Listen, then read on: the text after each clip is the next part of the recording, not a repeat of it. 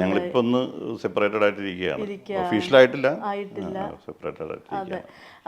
Official ആയിട്ടില്ല എന്നിങ്ങനെ എടുത്തു പറയുമ്പോഴും നമുക്കിങ്ങനെ എന്താ ഒരു പാച്ചപ്പ് അങ്ങനെയൊക്കെ അത് മനസ്സിലുണ്ടോ? ഞാൻ പറഞ്ഞില്ലേ, അതും ഒരു പാച്ചപ്പിനുള്ള സാധ്യത വളരെ കുറവാ.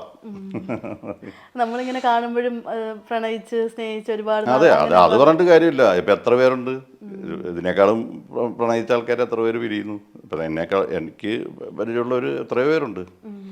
അത് ഓൾ ഇൻ ദ നമ്മുടെ ഓൾ ഇൻ ദ ഗെയിം അത്രേ ഉള്ളൂ. അതെ ഇപ്പോൾ അത് പിന്നെ ഒരു ഫാഷനായല്ലോ. അതെ ഇപ്പോൾ ഫാമിലി കോർട്ട് എന്ന് പറയുന്നത് അവിടെ ചെല്ലുമ്പോഴേ അറിയുള്ളൂ ഫാമിലി കോർട്ടിൽ പോകുന്നതിൻ്റെ ബുദ്ധിമുട്ട്. അതെ അവിടെ ആയിരക്കണക്കിന് കേസാണ് ഒരു ദിവസം. ജഡ്ജ് തലവേദന എടുത്ത് ഇരിക്കണതാണ് ചില സമയത്ത്. അത്രയും കേസുകളാണ്. പിന്നെ ഈ പറഞ്ഞ പോലെ ആരും ഇപ്പം സെപ്പറേറ്റഡ് ആയ ആൾക്കാർ ഒരിക്കലും പരസ്പരം നല്ലത് പറയില്ലല്ലോ. ഓ നല്ലതായിരുന്നു പക്ഷേ പറ്റുമെന്ന് പറയാൻ പറ്റില്ലല്ലോ. ഇല്ല. അപ്പോൾ പരസ്പരം അതിനകത്ത് കോർട്ട് റൂമിനകത്ത് മുഴുവൻ ബ്ലെയിമിങ്ങും അങ്ങോട്ടും ഇങ്ങോട്ടും പരസ്പരം ചെളിവാരി അറിയുക മാത്രമേ ഉള്ളൂ. അതെ അതൊരു മടിയാ സത്യം പറഞ്ഞാൽ അതും അങ്ങോട്ട് പോകാൻ. പക്ഷെ ഈ സ്നേഹിച്ച് കല്യാണം കഴിക്കുന്നവരൊക്കെ ആവുമ്പോഴത്തേക്ക് എന്താ പറയാ അല്ല, അത് ഞാൻ പറഞ്ഞില്ലേ, പണ്ടത്തെ കാലത്ത് ഒരു അണ്ടർസ്റ്റാൻഡിങ് ഒക്കെ ഉണ്ടായിരുന്നു. പക്ഷെ പിന്നെ പിന്നെ പിന്നെ അതൊരു എന്താ പറയുക, കാലഘട്ടം മാറുമ്പോൾ ഓരോരുത്തരുടെ മനസ്ഥിതിയും കാര്യങ്ങളും ഒക്കെ മാറുകയല്ലേ. 2-3 വർഷം മുമ്പ് വരെയൊക്കെ നിങ്ങളുടെ നല്ല ഇന്റർവ്യൂസ് ഒക്കെ ഉണ്ടായിരുന്നു. നമ്മള് ഇത് സംഭവിക്കാൻ വളരെ സമയമൊന്നും വേണ്ടല്ലോ. അതെ പിന്നെ ഈ പരസ്പരം മനസ്സിൽ പൊരുത്തമില്ലാതെ വരുമ്പോൾ മാറി താമസിക്കുക എന്നുള്ളതാണല്ലോ എപ്പോഴും നല്ലത്.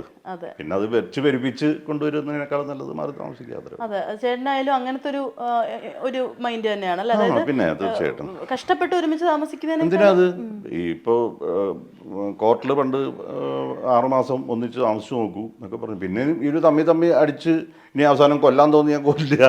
എന്തിനാ വെറുതെ അങ്ങോട്ട് പോകുന്നത്? അതെ പറ്റില്ല എന്ന് തോന്നുകയാണെങ്കിൽ സ്പ്ലിറ്റ് ചെയ്യുക. ഹെൽത്തി ആയിട്ട് ഒരു മ്യൂച്വൽ ആയിട്ട്. അത്രേ ഉള്ളൂ. ഇപ്പം ഫോറിൻ കൺട്രീസിലൊക്കെ അങ്ങനെയല്ലേ. അതെ പക്ഷേ അവിടെ ഒരു ഗുണമുള്ളത് ആഫ്റ്റർ ഡിവോഴ്സ് അവർ തമ്മിൽ റിലേഷൻഷിപ്പ് ഉണ്ടാവും. ഐ മീൻ ഫ്രണ്ട്ഷിപ്പ് ഉണ്ടാവും. അവർക്ക് എപ്പോൾ വേണേലും ചെന്ന് അങ്ങോട്ടും ഇങ്ങോട്ടും മീറ്റ് ചെയ്യാം, കുട്ടികളെ അവിടെ ചെന്ന് കാണാം, ഇവിടെ അങ്ങനൊരു ഇതുണ്ടാവും. പക്ഷെ ഇവിടെ അത് വന്നു കഴിഞ്ഞാൽ പിന്നെ അതൊന്നും കഴിഞ്ഞാൽ ഡിവോഴ്സ് കൂടും. ചേട്ടൻ അങ്ങനെ ഇഷ്ടപ്പെടുന്ന ഒരാളാണോ? അതായത് ഇപ്പോൾ ഒരു മ്യൂച്വലി ഡിവോഴ്സ് ആയാലും ഒരു പിന്നെന്താ, അതിനും നല്ല കാര്യമല്ലേ. നമ്മളെ അവരെ വേറെ ഇന്റർഫിയർ ചെയ്യാൻ പോകുന്നില്ലല്ലോ അവരുടെ ലൈഫിൽ.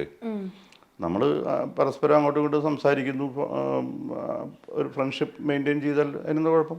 ഇപ്പോൾ സ്പിരിറ്റിൽ അത് കറക്റ്റായിട്ട് കാണിക്കുന്നില്ല.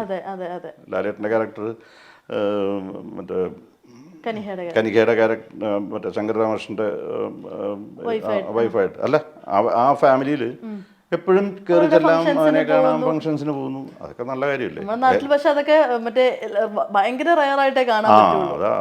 അത് ഒന്ന് ഇങ്ങോട്ട് വന്നു കഴിഞ്ഞാൽ കുറച്ചും കൂടെ നല്ലതാണെന്ന് പറയും എനിക്ക് എൻ്റെ മനസ്സിൽ.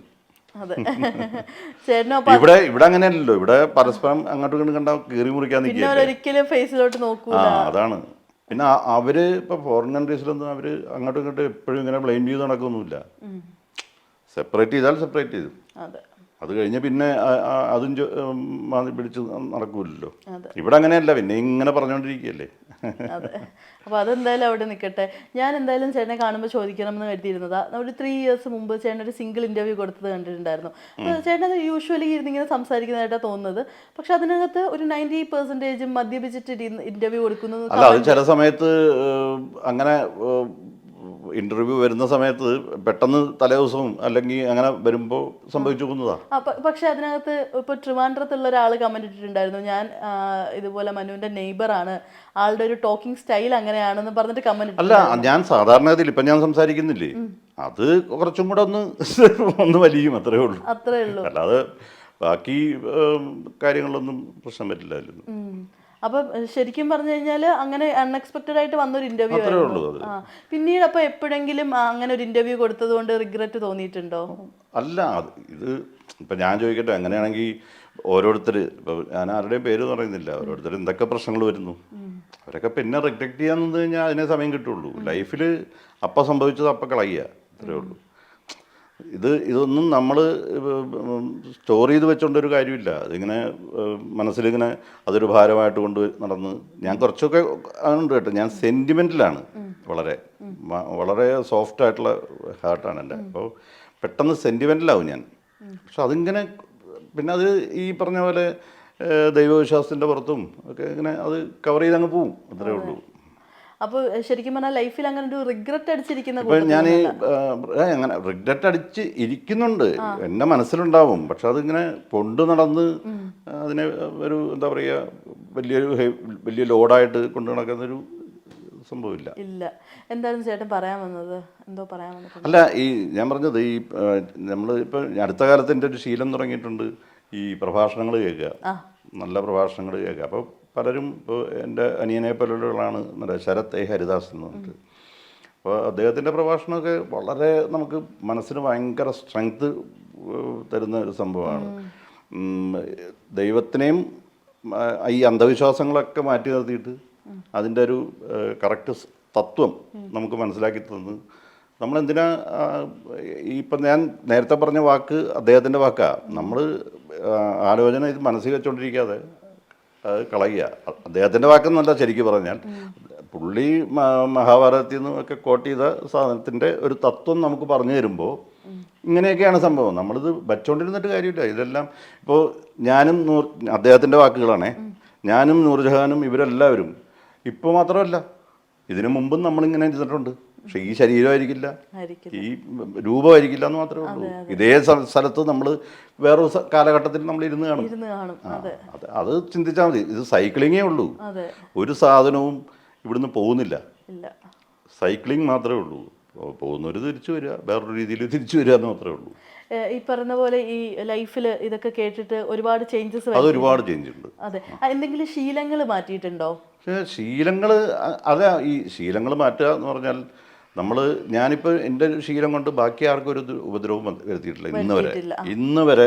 ഇപ്പോൾ ലൊക്കേഷനിൽ പോലും പെൺകുട്ടികൾ പറഞ്ഞിട്ടുണ്ട്, ഞാൻ മനുഷ്യൻ്റെ വായിൽ നിന്നൊരു ദ്വയാർത്ഥ പ്രയോഗമോ മോശം വാക്കുകളോ ഒന്നും ഇന്ന് വരെ കേട്ടിട്ടില്ല. അങ്ങനെ ഒരാളും പറയില്ല, അതൊരു ഗ്യാരണ്ടി ഉണ്ട്. പിന്നെ ഞാനെപ്പോഴും പറയാറുണ്ട്, ഞാൻ മരിച്ചു കിടന്നാൽ ചിലപ്പോൾ പ്രമുഖമായിട്ടുള്ള നടന്മാർ വരുമായിരിക്കും, അത് ചിലപ്പോൾ വന്ന് ജസ്റ്റ് കണ്ടിട്ട് പോകും. പക്ഷെ എന്നെ ഓർത്ത് കരയുന്നത് ചിലപ്പോൾ പ്രൊഡക്ഷനിലെ പാത്രം കഴുകുന്ന പിള്ളേരായിരിക്കും. കാരണം ഞാൻ എല്ലാവരും അങ്ങനെ കാണുന്നുള്ളൂ, എല്ലാവരെയും ഒരേ ലെവലിലേ കാണുന്നുള്ളൂ. ഇപ്പോൾ ഡയറക്ടറെ ഞാൻ ക്യാമറയ്ക്ക് പുറകെ നിൽക്കുമ്പോൾ എൻ്റെ ബ്രദറിലോ ആണെങ്കിലും ഞാൻ സാറിനെ വിളിക്കുകയുള്ളൂ. അപ്പോൾ അതാ സമയത്താണ്. അത് കഴിഞ്ഞാൽ ചിലപ്പോൾ ഇപ്പോൾ ചേട്ടനാണെങ്കിൽ ചേട്ടൻ, അല്ലെങ്കിൽ പേരാണെങ്കിൽ പേര്, അങ്ങനെ വിളിക്കുകയുള്ളൂ. അതേ എഫക്റ്റിൽ തന്നെയാണ്, ആ സ്നേഹത്തോടെ തന്നെയാണ് ഞാൻ പ്രൊഡക്ഷനിലെ പിള്ളേരെയും കാണാറുള്ളത്. അതെ. കുക്കിംഗ് ഒക്കെ എപ്പോഴും ചെയ്യാറുണ്ടോ? ഒരു ചേനപ്പായസത്തിന്റെ റെസിപ്പി പണ്ട് കൈരളിയിൽ വന്നത് ഓർക്കുന്നുണ്ട്. ചേനപ്പായസമൊക്കെ അച്ഛൻ്റെ അമ്മയുടെയും ഇതുകൊണ്ട് അന്ന് എക്സ്പെർട്ട് ആയിട്ട് വന്ന് അമ്മയുടെ റെസിപ്പി അതൊക്കെ. അതെ. അമ്മ വെജിറ്റേറിയൻ ഫുഡിൽ, അമ്മ നോൺ വെജ് തൊടൂല കേട്ടോ, ഉണ്ടാക്കും. പക്ഷേ ചേട്ടനും കഴിക്കുമോ? ഞാൻ കഴിക്കും. അപ്പോൾ അമ്മ നന്നായിട്ടുണ്ടാക്കും, ഉണ്ടാക്കുമായിരുന്നു. ഇപ്പം ഞാൻ പിന്നെ നിർബന്ധിക്കാറില്ല, ഞങ്ങൾ മാത്രമേ ഉള്ളൂ, അമ്മ കഴിക്കൂല. അപ്പോൾ അമ്മയുടെ സത്യം പറഞ്ഞാൽ ബീഫൊക്കെ കഴിക്കാൻ സിനിമയിൽ നിന്ന് സിദ്ദിഖേട്ടൻ വരെ വന്ന് എൻ്റെ വീട്ടിൽ ഒരുവിധം ഓൾമോസ്റ്റ് എല്ലാവരും വന്നിട്ടുണ്ട്. സുഖേട്ടൻ മുതൽ ഇങ്ങോട്ടുള്ള ആൾക്കാർ വീട്ടിൽ വന്ന് ഭക്ഷണം കഴിച്ചിട്ടുണ്ട്. ക്യാപ്റ്റൻ സോമേട്ടൻ, ക്യാപ്റ്റൻ എല്ലാവരും വന്നിട്ടുണ്ട്. അപ്പോൾ ഇവരൊക്കെ ഈ നോൺ വെജ് കഴിക്കുന്നുണ്ട്. അപ്പോൾ അവരൊക്കെ അന്തം വിടുക, തൊട്ടുപോലും നോക്കാതെ, ഉപ്പ് പോലും നോക്കാത്ത ഒരാളാണ് ഇത് ഉണ്ടാക്കിയെന്ന് പറഞ്ഞാൽ. അപ്പം ഞങ്ങളെ വിളിച്ചാണ് ഉപ്പ് നോക്കുന്നത്. അമ്മ മണം മാത്രമേ ഉള്ളൂ, മസാലയും ഇതുമൊക്കെ കറക്റ്റ് മണമാണോ എന്നുള്ളത്. പക്ഷെ അമ്മ ചില്ലി ചിക്കൻ വരെ ഉണ്ടാക്കും. അതെ, അതൊരു അത്ഭുതമാണല്ലോ. അത് ഭയങ്കര സംഭവമാണ്. അമ്മ കൊച്ചിലെയൊന്നും ശീലിച്ചിട്ടില്ല. അമ്മയുടെ അച്ഛൻ ഒക്കെ ഭയങ്കര മന്ത്രതന്ത്രങ്ങളൊക്കെ അറിയാവുന്ന ആളായിരുന്നു. ബ്രാഹ്മൺ കുടുംബമായിരുന്നു. അമ്മ വർമ്മയല്ല, അപ്പൊ ബ്രാഹ്മൺ കുടുംബമായിരുന്നു. അപ്പൊ പക്ക ചിട്ടകളിൽ വളർന്ന ആളാ. പിന്നെ അപ്പോൾ അച്ഛൻ്റെ കൂടെ ചേർന്നതിന് ശേഷം ഇതൊക്കെ വന്നത്. അങ്ങനെ ഓരോരുത്തർ പറഞ്ഞു തന്ന്. ഇപ്പൊ ക്യാമ്പിലാവുമ്പോൾ മെസ്സിലെ കുക്കും ഒക്കെ വരുമല്ലോ. ഇപ്പൊ വീട്ടിലെന്തെങ്കിലും അത്യാവശ്യം ഉണ്ടെങ്കിൽ മെസ്സിലെ കുക്കായിരിക്കും, മറ്റേ പോലീസിന്റെ കുക്കായിരിക്കും ഒന്ന് അത്യാവശ്യം സഹായിക്കുക. അപ്പൊ അവരുടെ നിന്നൊക്കെ കണ്ടുപിടിച്ച് അന്ന് യൂട്യൂബൊന്നും ഇല്ലല്ലോ, കേട്ട് എഴുതി വെച്ചിട്ടും ഒക്കെ ഉള്ളത്. അപ്പൊ ഇപ്പൊ എന്തായാലും അമ്മയും മോനും കൂടിയാണ് ഇവിടെ. സന്തോഷം, സമാധാനം അല്ലേ?